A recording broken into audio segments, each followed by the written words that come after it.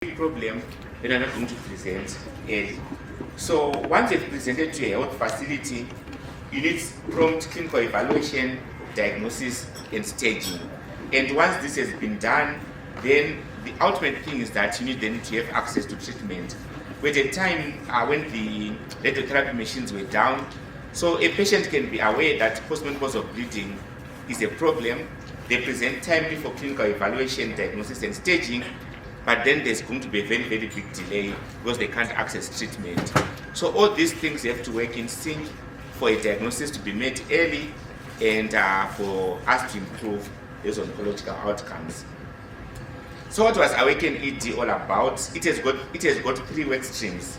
So the first work stream which we have completed was a cross-sectional survey of newly diagnosed patients with breast, colorectal, and cervical cancer. And then we did a thorough health facility assessment to see from the clinic level to the tertiary hospitals how they were equipped to be able to wake up a patient with possible cancer symptoms. And then we then had interviews with healthcare workers at primary, secondary, and tertiary healthcare levels to try and see how well equipped were they as well to assess a patient with possible cancer symptoms. Then the second work stream was then to try and develop two tools. The first tool was to be used by the public so that they are aware of symptoms associated with cancer so that they can present to hospital early. And the second tool was meant for healthcare providers, primary healthcare providers. We have got the situation where a woman presents with postmenopausal bleeding, they get to the clinic the first day, they are not examined, then they are given an antibiotic. She comes back the following day, she's still, after maybe 2 or 3 weeks, she's still bleeding. They say, call Sekuru, Sekuru needs to be treated. And maybe Sekuru has been having erectile dysfunction for 6 years and they've not been intimate at all. Sekuru gets kanamycin, doxy, and she presents again after 3 months, I'm still bleeding. And then they are put on combined oral contraceptives. Comes back after another 3 months, then they are given Depo-Provera until someone thinks that they could be having a cancer. So the tool was meant to address this problem at the primary healthcare level. And then workstream 3, where we are now, is evaluating the utility of these tools. So this study was done in South Africa and Zimbabwe. I think South Africa was meant to be it's a high-income country compared to Zimbabwe. So we wanted to see whether they were different in patterns based on a high income, middle income, and a low income countries. So all in all, we recruited about 1,021 women and men for the cross-sectional survey. We had 317 for breast, 501 for cervical, and 203 for colorectal cancer. So this is what we found very, very concerning. I'm just going to stick on cervical because it's a gynecology workshop. So from the time what we call patient interval, what we're assessing delays that can be prescribed to the patient. From the time a patient notices that she has got some abnormal symptoms until she makes a first visit to the hospital, we found that for cervical cancer in Harare, that was 2.5 months. So I'm giving you an example. You start having postmenopausal bleeding. The first time then this patient presented to a clinic was 2.5 months. In Blawa, it was slightly better. It was just slightly over a month. Then from what we found that from the time the patient has a healthcare visit, so they are now seen at a clinic up to the time then they are seen by a specialist. That was another 2 months in Harare, and that was almost 3 months in Bulawayo. Then we looked from the time that they are seen by a healthcare practitioner up to the time that they have a diagnosis. That was about 2 months in Harare, and that was about 2 months in Harare. It's all in Bulawayo. So if you look at these intervals, on average, from the time a patient becomes aware of a cervical cancer symptoms up to the time that they are told of their diagnosis, it's about 8 months. I'm just going to give an example, but for colorectal cancer, it's almost 12 months. We have not talked about the treatment interval. There is also going to be a delay from the time that they are given their diagnosis to the time that they start their treatment. So these are just massive delays, and as a result, patients are having very poor oncological outcomes. We just looked at who sees the patient, who's the most common first provider. What I want us to look at again is median number of visits before a diagnosis is made. So on average, from the time the patient starts, they have to come 5 to 6 times to the hospital before a diagnosis is made. Think about it. It's your relative with postmenopausal. They have to be seen 6 times before they are told that they've got a diagnosis with cancer. And look at colorectal in Bothwell. That's a year. They have to be seen, sorry, not a year, they have to be seen at least 11 times. They are paying money because the healthcare system is not free.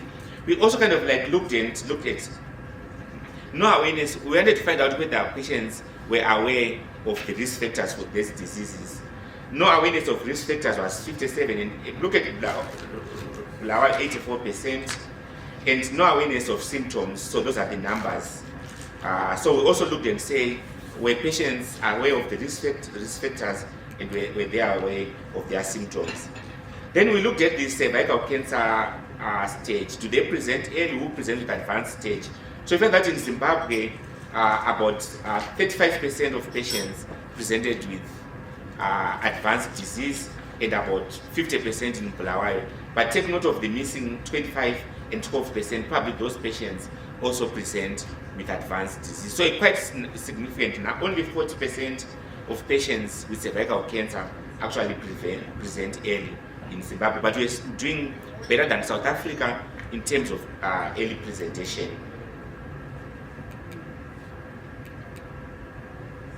So it's not moving.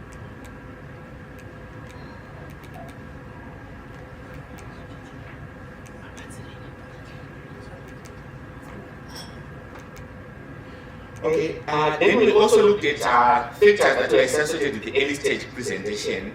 So we find that women that presented early with cervical cancer were more educated, had lower levels of poverty. Their cancer was detected via screening as opposed to symptomatic presentation, and they were not as emotional to the first symptoms as those who had advanced disease. And what we found was that living in Zimbabwe was associated with early preservation.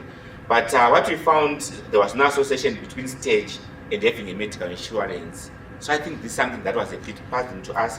Having a medical aid didn't lead you to be diagnosed early.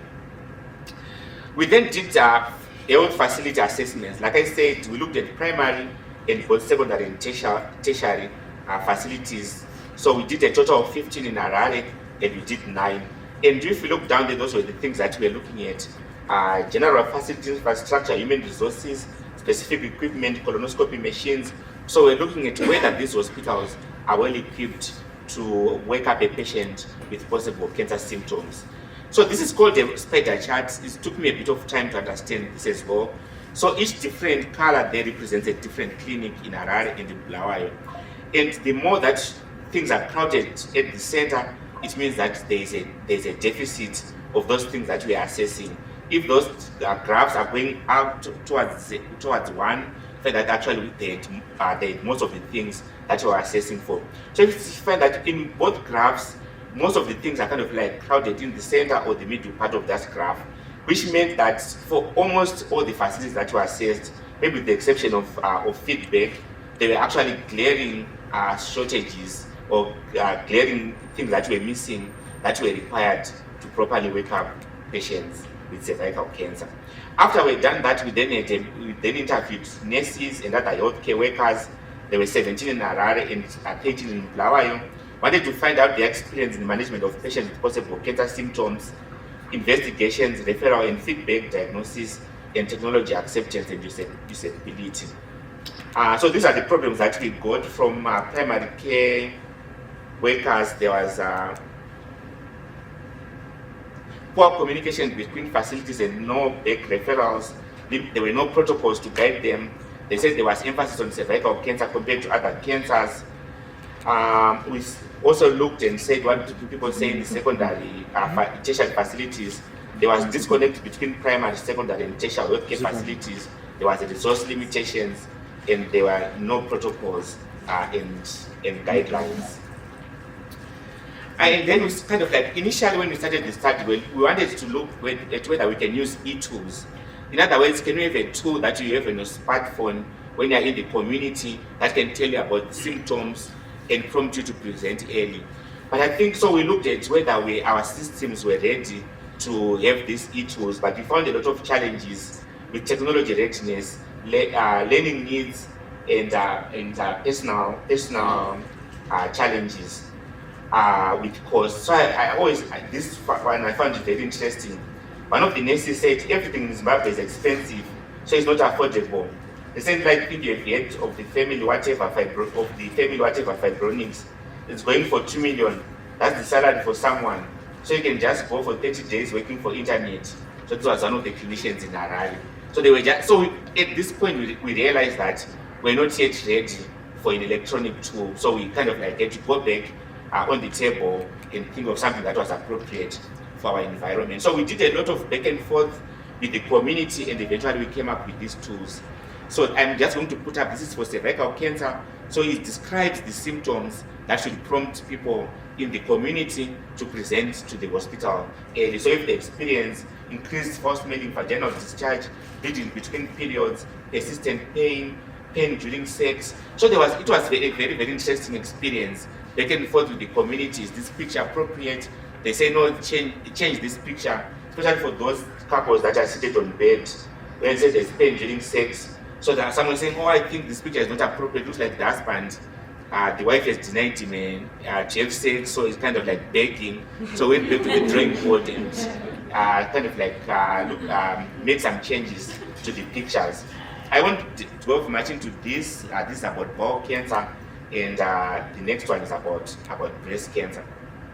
So I'm almost coming to the end. So after this, we have addressed the problem in the community for people to present early. Then I told you about the problem at the primary healthcare level as well. So we went through a very long process engaging primary healthcare workers and specialists to try and come up with a tool that they could use at the primary healthcare clinic.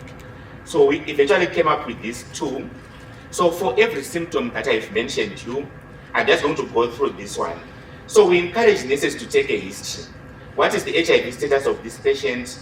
Are they adhering to ARVs? If they've been screened for cervical cancer, high-risk group, childbearing, or postmenopausal women. Because what we found is that if you look at cards from the clinic, a woman comes and they says, I'm bleeding. No one asks her about the HIV status. No one asks her whether she has been screened. Then the next thing is that combined oral contraceptives review in 3 months. So we're encouraging nurses to take a history.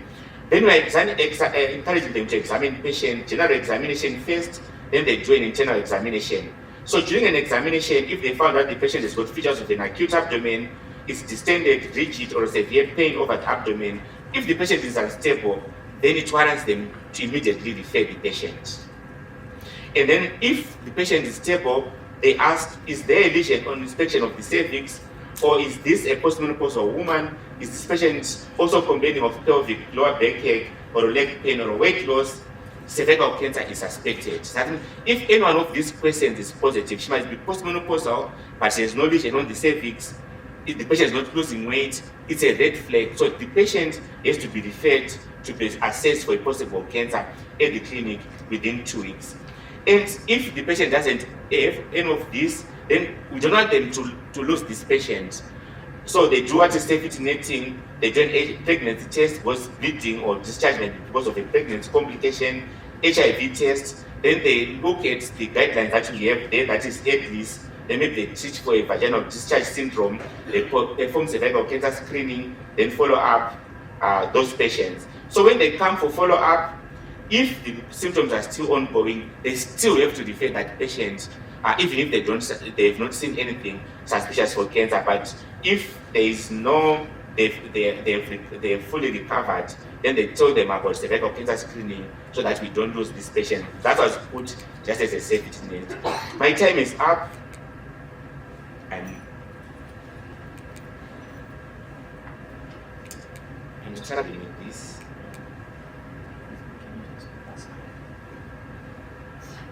I just need a minute. I'm going to start.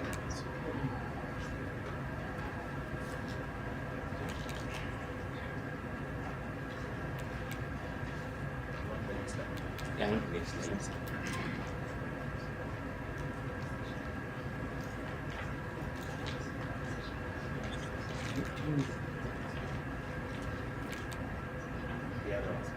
Sorry? Yeah, it's like It's not moving.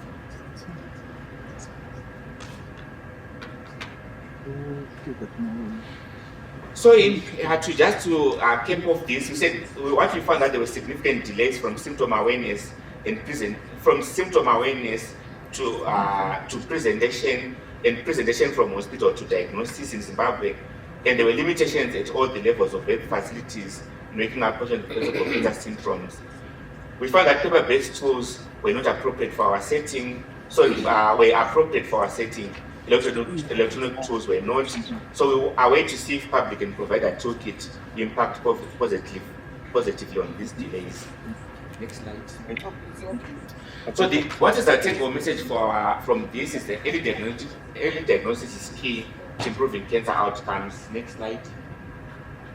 That should be the last slide. Next slide. So if as a way of giving back to the community, then the study, I think, sponsored 4 master students, and some of them presented yesterday, a PhD students, and we had 3 cancer epidemiology training summer schools, 2 in Zimbabwe and 1 is in Cape Town, and there were about 15 Zimbabwean students who benefited from this training. Thank you very much for taking your time.